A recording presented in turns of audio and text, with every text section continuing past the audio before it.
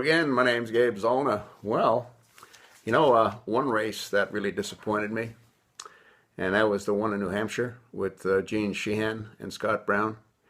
And I posted a video on the day of the election, which was again on the 4th of November. And I talked about some new information that had just surfaced on that same day. And that was some documents that pretty much confirmed that Gene Shaheen, Chucky Schumar, and Frankin all conspired with folks at the White House to turn the IRS against and onto the Tea Parties.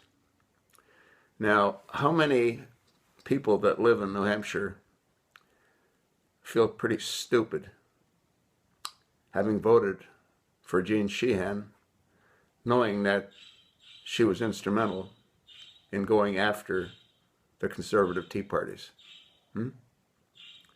I got to believe a whole lot of you folks feel pretty darn stupid. If you don't, you should.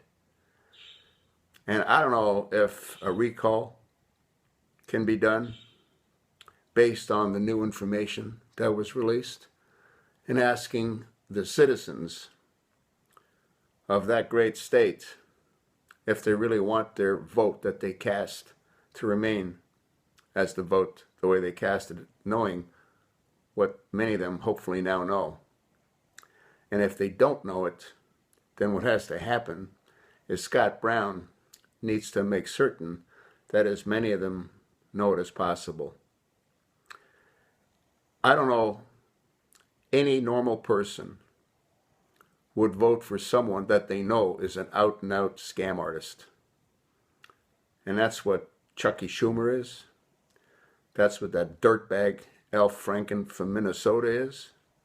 And that's what Gene Shaheen is. They conspired against the American people with the White House. And what has to happen is that information has to be pursued. A special committee has to be formed. The evidence has to be presented. And if in fact they're proven to have participated in that kind of activity, how the hell can she be allowed to remain in the Senate? How the hell can Chuck Schumer be allowed to remain in the Senate? And how the hell can that whack job, Frankin, be allowed to remain in the Senate? Those are the questions that the American people have to ask themselves. And that should be one of the orders of business that the new Republican Senate undertakes, along with keeping the Speaker's feet to the fire. We need to know about Benghazi. We need to know about Fast and Furious. We need to know about the IRS scandal. We need to know about the Rosen scandal. We need to know a whole lot. And now is the time for us to know it. Those answers will set the stage for a Republican presidential run in 2016. Assuming, of course, that the usurper doesn't implement martial law and maintain control. He's got to be real pissed. I wonder if Michael beat him up for making those stupid comments. I'm not on the ballot. Michelle's happy about that. But, all my policies are, huh?